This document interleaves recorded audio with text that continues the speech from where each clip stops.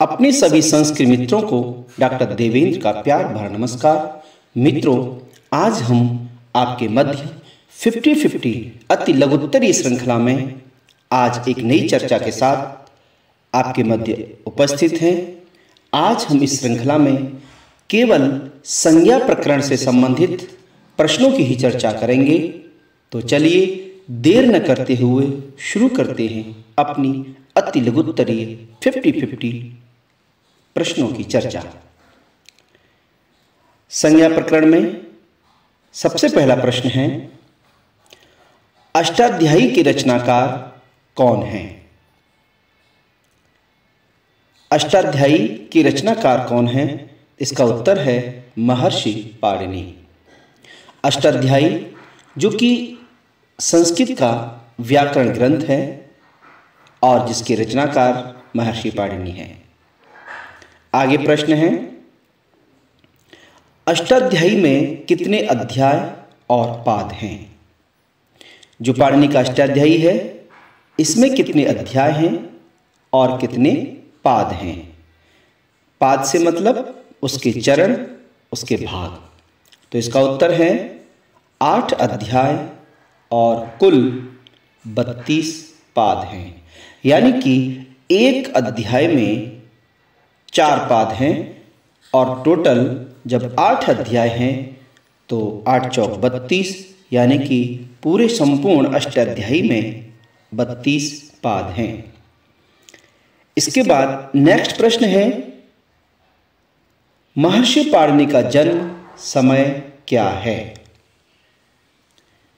व्याकरण के जो आचार्य हैं महर्षि पाणिनि, उनका जन्म समय क्या है? तो इसका उत्तर है 500 वर्ष ईसा पूर्व लगभग। आगे प्रश्न आता है, वार्तिकों की रचना किसने की? वार्तिकों की रचना किसने की? तो इसका उत्तर है महर्षि कात्यायन ने। देखिए, चलते चलते हम ये भी बता दें कि जो वार्तिक हैं वो महर्षि कात्यायन के हैं, पर ये वार्तिक होते क्या हैं?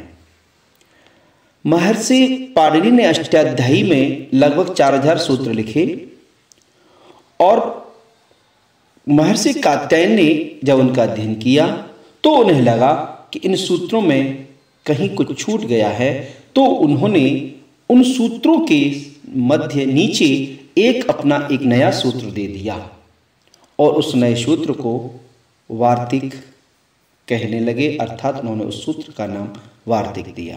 तो अगर कहीं भी हम कोई भी महर्षि पाणिनि के व्याकरण में कहीं भी चर्चा, अगर कोई भी सूत्र लिखा हो उसके नीचे वा लिखा होगा उसके आगे ब्रैकेट में, तो हम समझ जाएंगे वो वार्तिक है और है तो सूत्र ही, पर वो महर्षि कात्यायन का है। इसके बाद प्रश्न आता है, आगे प्रश्न है, महाभाष्य के लेखक कौन हैं? तो इसका आंसर है महर्षि पतंजलि।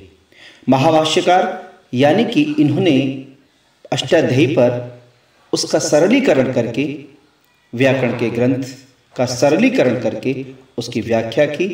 तो उसके जो व्याख्याकार यानी लेखक हैं महाभाष्य के, महर्षि पतंजलि हैं। इसके बाद महर्षि पाणिनि ने जो व्याकरण लिखा है उसमें कुछ सूत्र हैं जिनके आधार पर व्याकरण लिखा है। वो सूत्र माहेश्वर सूत्र कहलाते हैं। यानी कि अष्टाध्यायी का जो मूल आधार है वो है माहेश्वर सूत्र। और माहेश्वर सूत्र कहते हैं कि जब पाणिनि ने घोर तप किया था तो माहेश्वर भगवान महेश अर्थात भगवान शिव ने डमरू बजाया। उस डमरू से जो ध्वनियाँ उत्पन्न हुई, जो ध्वनियाँ निकली, वही सूत्रों के रूप में प्रस्तुत हैं।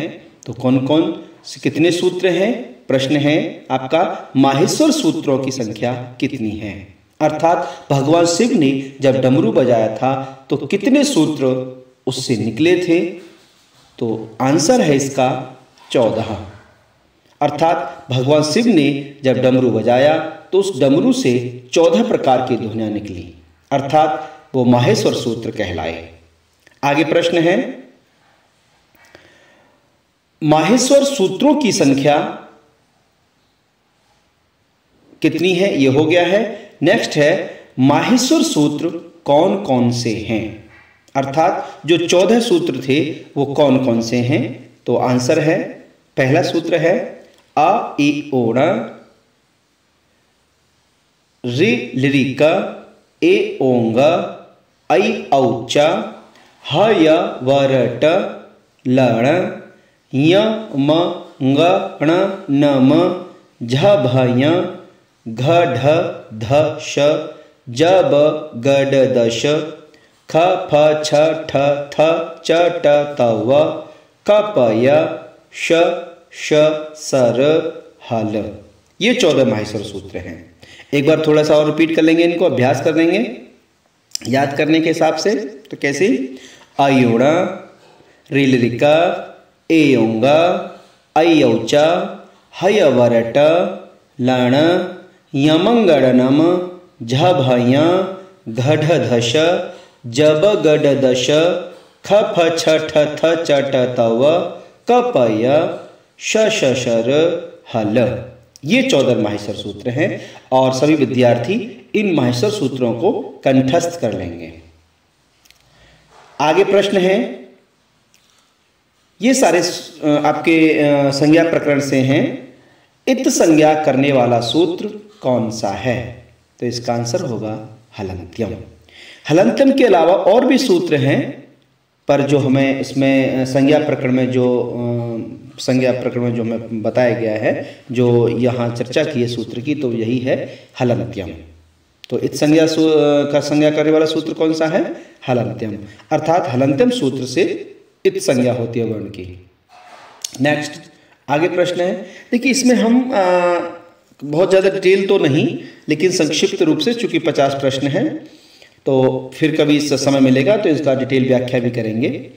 आगे सूत्र आता है, प्रश्न आता है, मुनित्रय में किन ऋषियों की गणना की जाती है? मुनित्रय के अंतर्गत कौन कौन से ऋषि आते हैं, कौन कौन से ऋषि की गणना की जाती है? तो उत्तर है, मुनित्रय में 3 ऋषियों की, कौन कौन? तीनों व्याकरण के आचार्य हैं, महर्षि पाणिनि, महर्षि कात्यायन और महर्षि पतंजलि। आगे प्रश्न है, लोप संज्ञा करने वाला सूत्र कौन सा है? लोप संज्ञा करने वाला सूत्र कौन सा है? तो इसका उत्तर होगा अदर्शनम लोपः। आगे है, लोप विधि सूत्र कौन सा है? लोप विधि सूत्र कौन सा है?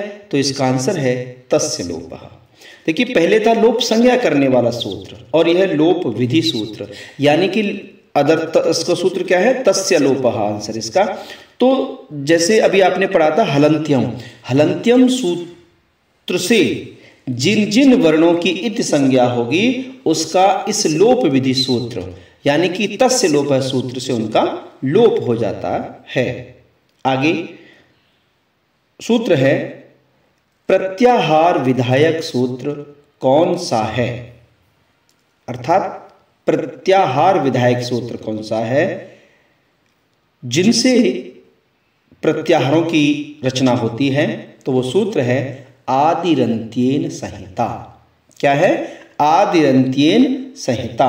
अर्थात आदि और अंत, पहला वर्ण और अंत का वर्ण, अंतिम जो वर्ण है उसको आप मिला देंगे तो वो आपका प्रत्याहार बन जाएगा और इस तरह से इसका सूत्र होगा आदिरन्त्येन संहिता।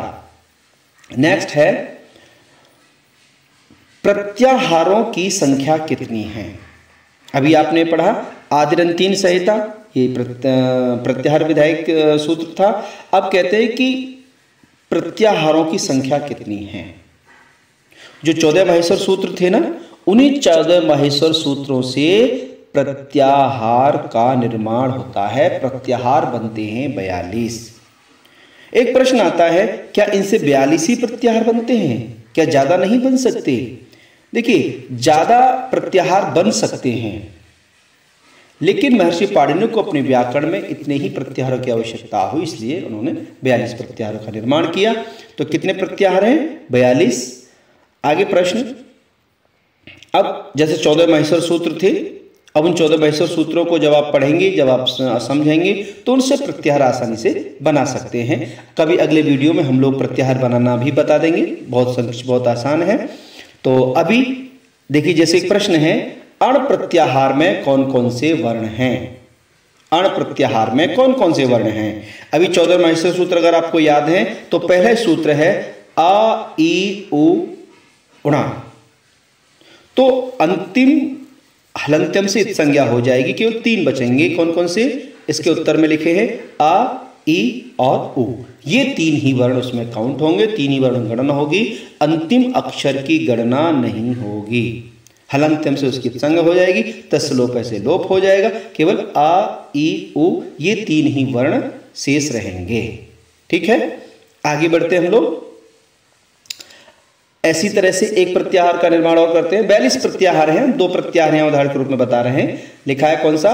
अच प्रत्याहार में कौन कौन से वर्ण हैं?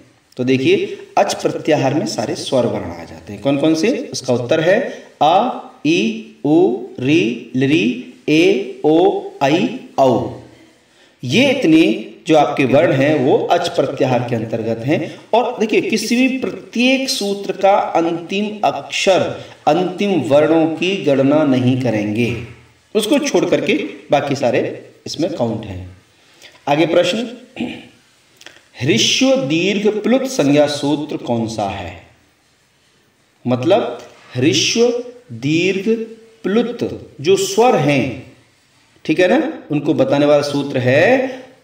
इसका उत्तर होगा ऊ कालो अजस्व दीर्घ प्लुतः। ऊ कालो अजस्व दीर्घ प्लुतः। अर्थात आपको अति संक्षेप बता दें कि ऊ काल अर्थात जैसे मुर्गा बांग देता है ना, मुर्गे की बांग के समान जिन ध्वनियों को बोलने में समय लगता है उसे हम ह्रस्व, दीर्घ और प्लुत, आगे चर्चा भी हो सकता है इसमें आए।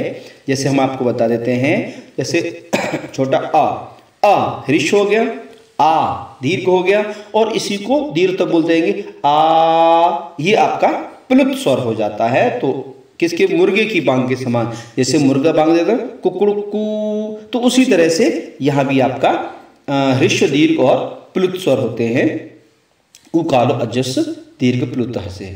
आगे कहते हैं, उदात्त संज्ञा करने वाला सूत्र कौन सा है? उदात्त संज्ञा अर्थात उच्चैः रुदात्तः। कौन सूत्र है?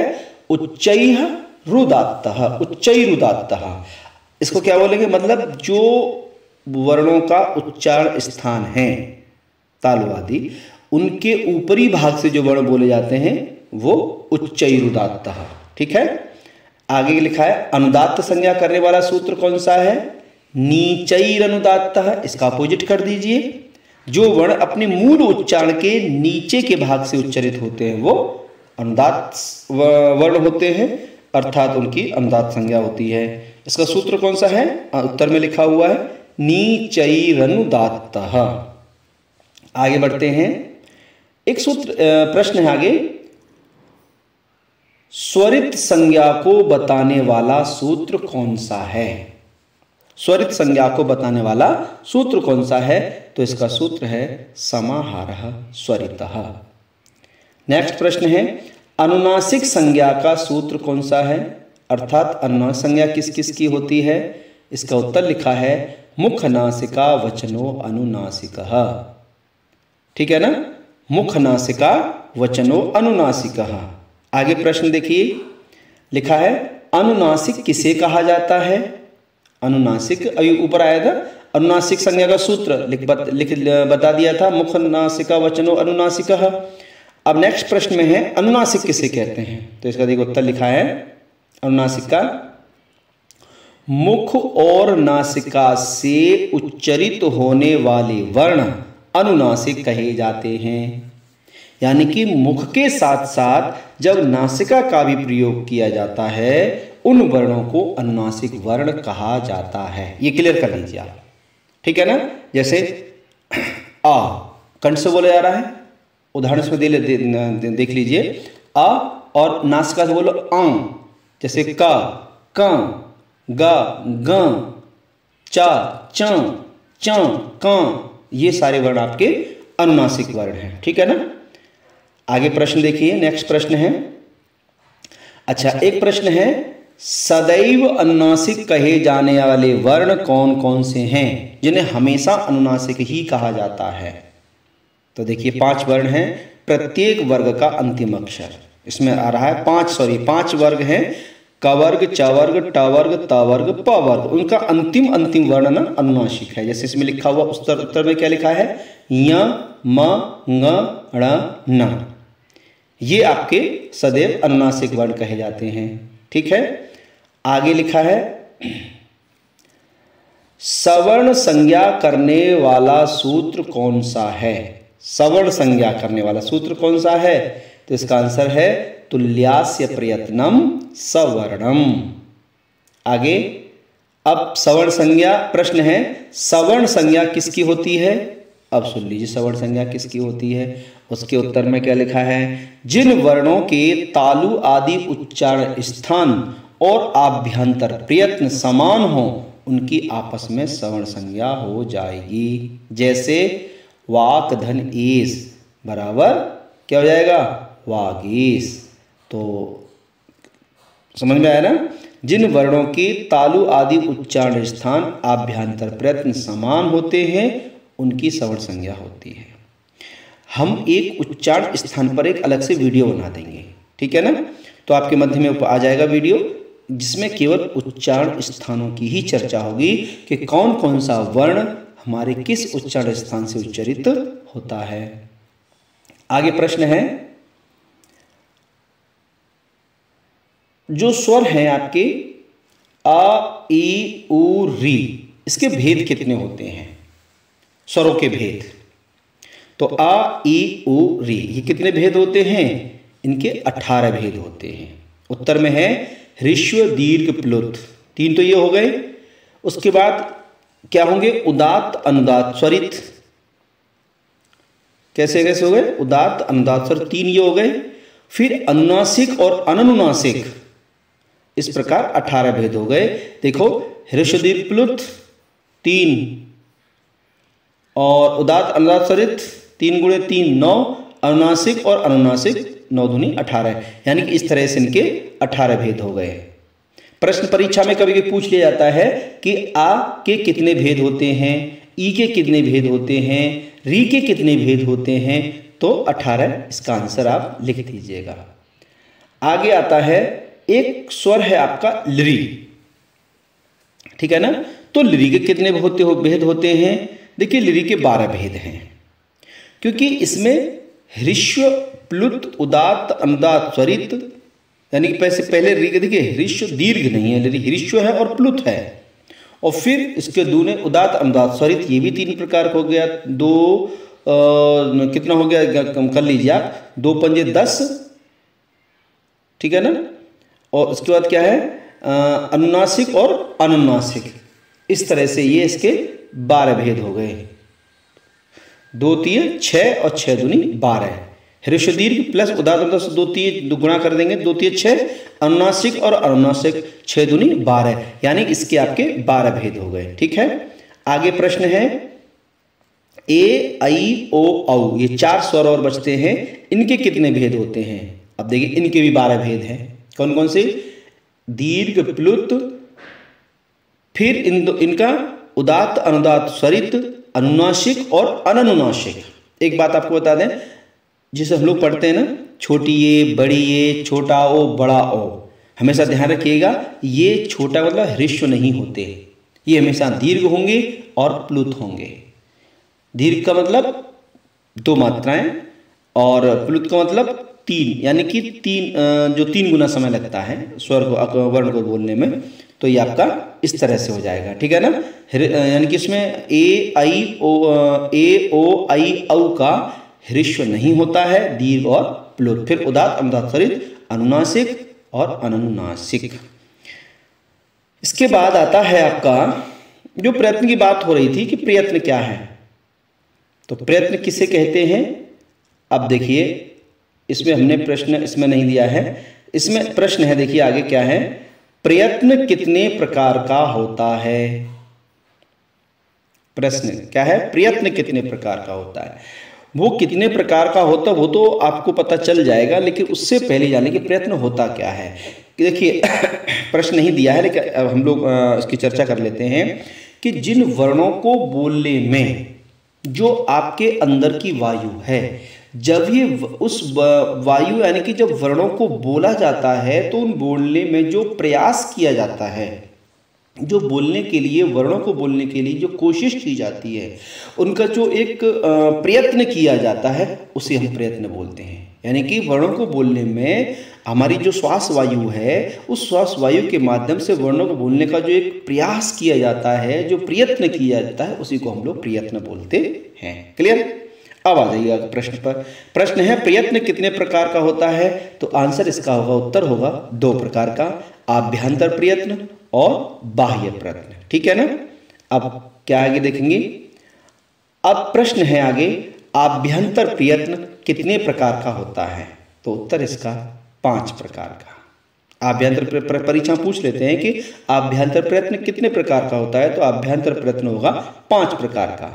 प्रश्न है नेक्स्ट, आभ्यंतर प्रयत्न जो 5 प्रकार का है वो कौन कौन से हैं, तो आंसर देखिए इसका उत्तर लिखा है, स्पृष्ट, ईषद स्पृष्ट, विवृत, ईषद विवृत और संवृत। ये 5 प्रकार का आपका आभ्यंतर प्रयत्न होता है। इन 5 को क्रम से समझ लीजिए। आगे प्रश्न में प्रश्न लिखा है, स्पृष्ट आभ्यंतर प्रयत्न वर्ण कौन कौन से हैं, ये सब इसमें लिख रखा है। सभी स्पर्श व्यंजन, स्पर्श व्यंजन होते हैं 25 का से लेकर के मां तक, तो सारे 25 जो व्यंजन हैं वो आपके स्पृष्ट आभ्यंतर प्रयत्न हैं। अब दूसरा वाला जो था ईषद स्पृष्ट आभ्यंतर प्रयत्न वर्ण कौन कौन से हैं, तो अंतस्थ जो वर्ण हैं आपके य व र ल, इसके उत्तर में लिखा है अंतस्थ वर्ण य व र ल। नेक्स्ट प्रश्न है, विवृत आभ्यंतर प्रयत्न वर्ण कौन कौन से हैं, तो उत्तर इसका है अच अर्थात सभी स्वर, अ ई उ री री ए ओ ऐ और औ, ये सारे आपके विवृत आभ्यंतर प्रयत्न वर्ण हैं। नेक्स्ट प्रश्न आता है, ईषद विवृत आभ्यंतर प्रयत्न वर्ण कौन कौन से हैं, तो इसके उत्तर में है सभी ऊष्म वर्ण श श स और ह। नेक्स्ट प्रश्न, संवृत आभ्यंतर प्रयत्न वर्ण कौन कौन से हैं, लिखा है उत्तर में देखेंगे आ प्रयोग की दशा में किंतु प्रक्रिया में विवृत ही होता है। आगे प्रश्न, आभ्यंतर प्रयत्न की चर्चा हो गई, अब आता है बाह्य प्रयत्न। तो प्रश्न है बाह्य प्रयत्न किसे कहते हैं, तो इसका उत्तर होगा वर्ण को मुख से बाहर निकालते समय इंद्रिय द्वारा जो प्रयास किया जाता है वो आपका बाह्य प्रयत्न कहते हैं। नेक्स्ट प्रश्न है, बाह्य प्रयत्न कितने प्रकार का होता है, तो सुन लीजिए बाह्य प्रयत्न कितने प्रकार का होता है। क्या लिखा है बाह्य प्रयत्न कितने प्रकार का होता है, इसमें आपका उत्तर में लिखा है विवार, संवार, श्वास, नाद, घोष, अघोष, अल्प प्राण, महाप्राण, उदात्त, अनुदात्त और स्वरित। ये इस प्रकार 11 प्रकार का है। ये 1 2 3 4 5 6 7 8 9 10 11 प्रकार का आपका बाह्य प्रयत्न होता है। अब इन 11 को समझ सकते हैं हम लोग फटाफट।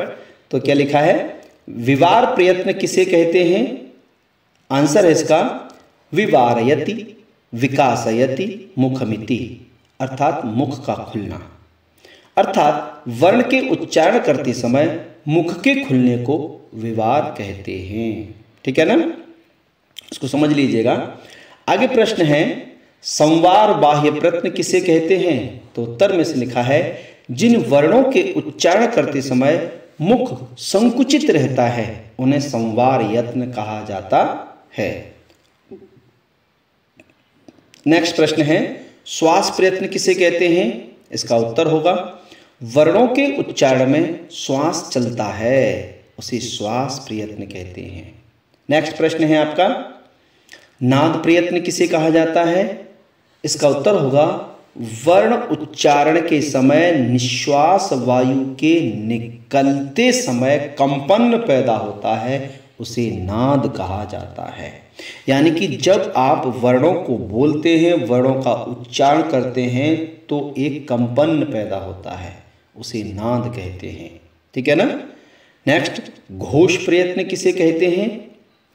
देखिए समझ लीजिएगा, घोष प्रयत्न किसे कहेंगे? जिन ध्वनियों का गूंज के साथ उच्चारण होता है उसे घोष प्रयत्न कहते हैं। आवाज जब गूंजती है ना तो उसे घोष प्रयत्न कहते हैं। नेक्स्ट क्या है? अघोष प्रयत्न किसे कहते हैं? लिखा है उत्तर में, क्या लिखा है? नाद की दृष्टि से जिन व्यंजन वर्णों के उच्चारण में स्वर तंत्रियां झंकृत अर्थात कंपन नहीं होता है उन्हें अघोष वर्ण कहते हैं। पहले वाले में क्या था कि जिनमें कंपन हो रहा था, और अब इसमें क्या है? इसमें कंपन नहीं होता है। ठीक है ना, उसे घोष वर्ण कहा जाता है। यानी कि घोष वाले में अघोष कहा जाता है, घोष वाले में गूंज होती है पर इसमें कंपन या गूंज नहीं होती। अब आते हैं, ये शब्द आया था अल्प प्राण। तो प्रश्न है, अल्प प्राण प्रयत्न किसे कहते हैं? अब ये सुन लीजिए, इसमें क्या लिखा है? अल्प प्राण प्रयत्न जिन वर्णों के उच्चारण में वायु की मात्रा सामान्य रहती है।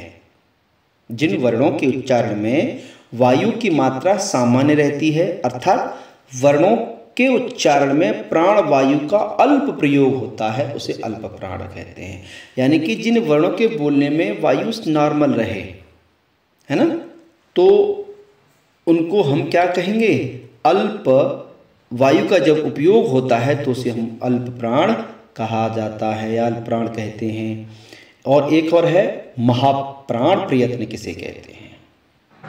भाई अल्प में थोड़ा निकलेगा और महाप्राण में ज़्यादा निकलेगा, तो क्या है? उत्तर में लिखा है, जिन वर्णों के उच्चारण में श्वास वायु अल्प प्राण की अपेक्षा कुछ अधिक निकलता है, श्वास वायु कुछ अधिक निकलता है, उससे क्या कहते हैं? महाप्राण प्रयत्न कहते हैं, उसे महाप्राण प्रयत्न कहा जाता है। नेक्स्ट प्रश्न है, उदात्त अनुदात्त स्वरित के चिन्ह बता दीजिए। ये तो सारे हो गए आपके, 3 और बचे हैं। उदात्त अनुदात्त स्वरित। देखिए उदात्त हमने पहले पढ़ चुके, उच्चैर उदात्त है, पहले सूत्र पढ़ा था। अनुदात्त हमने पढ़ा था निच्चैर अनुदात्तः, सस्वरित भी पढ़ा था, समाहारः स्वरितः, ये हम लोग पहले इसमें पढ़ चुके हैं। तो उदात्त अनुदात्त स्वरित को तो पहले पढ़ चुके हैं। इनके चिन्ह होते हैं, देखिए देखो इसमें उदात्त आ ई उ सामान्य, इसमें कोई चिन्ह नहीं होता है ना। ये वैदिक, ये जो उदात्त अनुदात्त स्वरित के चिन्ह है ना, ये वैदिक संस्कृत में है, लौकिक संस्कृत में इनका प्रयोग नहीं होता है। लेकिन फिर भी हमें समझ लेना, जान लेना आवश्यक है कि उदात्त में तो कोई भी चिन्ह नहीं होगा। जैसे आपने कभी वेद मंत्र देखे होंगे, वेद मंत्रों में कहीं ऊपर खड़ी लाइन होती है, कहीं नीचे लाइन होती है, कहीं नहीं होता है। तो ये कैसे हम पहचानेंगे कौन सा उदात्त है, कौन सा अनुदात्त है, कौन सा स्वरित है? तो देखिए उदात्त की पहचान ये है कि उसमें कोई चिन्ह नहीं होगा। ठीक। अनुदात्त की पहचान क्या होगी कि वर्ण के नीचे एक लेटी हुई लाइन होगी, पड़ी हुई लाइन होगी अक्षर के नीचे। जिन अक्षर नीचे एक लेटी हुई सी लाइन होती है ना, वो आपके अनुदात्त होंगे। और स्वरित में वर्णों के ऊपर एक खड़ी लाइन होगी, ठीक है ना, एक खड़ी लाइन होगी, वो आपके स्वरित हैं। इसके बाद लास्ट, अभी सेकंड लास्ट और है, 2 प्रश्न और बचे, इनको भी कर लेते हैं। प्रश्न है, सवर्ण संज्ञा सूत्र कौन सा है? सवर्ण संज्ञा सूत्र तो क्या है? इसका उत्तर है अणुदित सवर्णस्य चा प्रत्ययः। अणुदित सवर्णस्य चा प्रत्ययः, ये आपका सवर्ण संज्ञा सूत्र है। और इसके बाद एक सूत्र और है, संयोग संज्ञा विधायक सूत्र। संयोग संज्ञा विधायक सूत्र कौन सा है? हलो अंतरा संयोगः, अर्थात संयोग करने वाला जो सूत्र है, जिन वर्णों की आपस में संयोग संज्ञा हो जाती है, अत्यंत निकटता हो जाती है, अत्यंत समीपता हो जाती है, वो सूत्र है हलो अंतरा संयोगः। और इस संज्ञा प्रकरण का एक प्रत्याहार में कौन कौन से वर्ण हैं? तो इसका उत्तर है ई उ री लृ, ये इतने वर्ण हैं। पद संज्ञा सूत्र कौन सा है? तो पद संज्ञा सूत्र है सुप्तिगंतम पदम। अर्थात पद संज्ञा किसकी होती है? जिन शब्दों या धातुओं के बाद में सुबंत प्रत्यय या तिगंत प्रत्यय लगाए जाते हैं और फिर एक पद बना लिया जाता है, उनको हम पद कहते हैं और सूत्र है उसका सुप्तिगंतम पदम। ठीक है ना? तो चलिए इसी के साथ हम लोग अपनी चर्चा को विराम देते हैं और इसके ऊपर हम एक एक सूत्र का अगर कोशिश करेंगे, प्रयास करेंगे कि एक एक सूत्र का अलग अलग वीडियो बन जाए, है ना? उसमें हम लोग इसकी इन सूत्रों की विस्तृत चर्चा करेंगे। तो चलिए तब तक के लिए नमस्कार, प्रणाम और सभी विद्यार्थी अपने लक्ष्य को प्राप्त करें। जय श्री राम।